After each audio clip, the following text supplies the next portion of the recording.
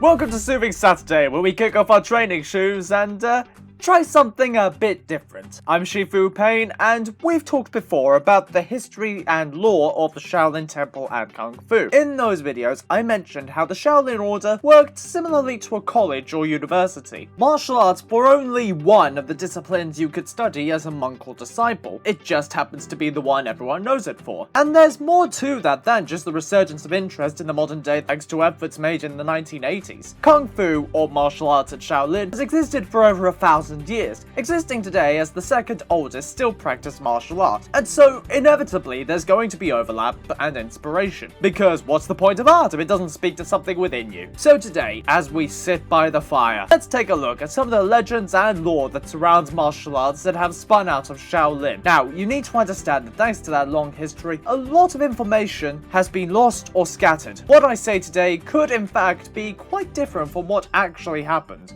You may or may not have heard of Wing Chun. There was a film about a master of it with Donnie Yen. You may not know how the martial art started. Our tale begins back during the Purge. It was a time of great upheaval. The Shaolin Temple had been housing supporters of the Ming Dynasty, a rule which was swiftly being overturned by the new order, the Qing. The temple was destroyed along with many artifacts and documents. Many monks were killed or displaced. One of these was a nun named Ningmoy. She fled from Henan and took refuge in the White Crane Temple of southern China and began to rebuild her life. Ningmoy befriended a local fellow named Ying Li and his daughter Yin Ving Sun. Both of them treated Moy with respect and generosity, a comfort after seeing her home destroyed, but things would not be as simple as hoped. Ving Sun was being harassed and troubled by a young man who sought her affection. She had told him no, but by his affection, or his arrogance, he would not halt his pursuit of the girl.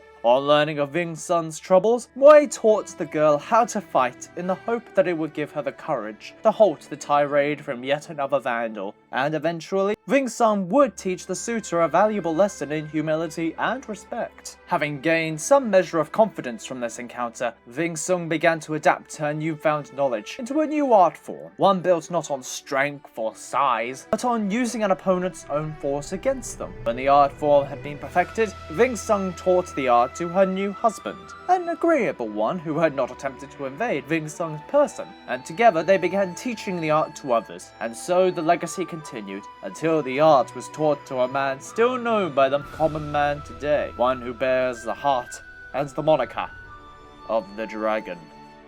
Tai Chi, an art form often called soft or internal, has many applications. While the ideas invoked of energy and cosmic harmony are a subject of personal taste, one cannot deny the philosophical and educational lessons it preaches. One day at the Wudang Temple, where the sun beat hard and the days were long, the Wudang Temple was not a place like the Henan Shaolin Temple. Although they shared knowledge and were relatively close to one another, they bore a key difference. While the Shaolin was a Zen Buddhist temple, the disciples of Wudang worshipped the Tao and sought to live in accordance with the way, with one named Chang Xiaofeng. Xiaofeng lived according to Taoist principle himself, and saw the practices of Shaolin, the hardened, robust stylings built by conflict, and sought another path. One day, as he happened to be taking a walk in a garden, Xiaofeng noted a conflict. Two creatures, a snake and a crane. He noticed the grace and rhythm in their movements, the arching flaps of the wings and the supple glidings of the serpent. Seeing that there was a need for balance, he looked to the philosophies of Lao Tzu and the followings of the Tao for further guidance, and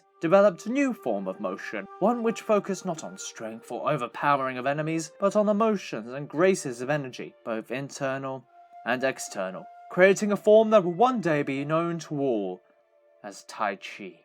Pak Mei, so named for its founder, one who also survived the Great Purge of the Shaolin Temple, much like Ningmoy. Many things have been said about this master over the centuries, that he was a traitor to his kind and gave information to the Qing. Others say that he was one of 5 venerable elders who was fortunate to escape with his life, much like our benefactor of Wing Chun. During this time of great tension and conflict, Pak Mei saw the need for warriors. He developed his own style of kung fu, one which combined the styles of the 5 animals, the tiger, the leopard, the snake, the crane, and the dragon, into one form of fighting that together could be both internal and external. arsenal, within and without. But as a warrior cannot fight only with their hands, many weapons were added to the arsenal of his teachings, ones which eventually became known as the 18 Weapons of Kung Fu.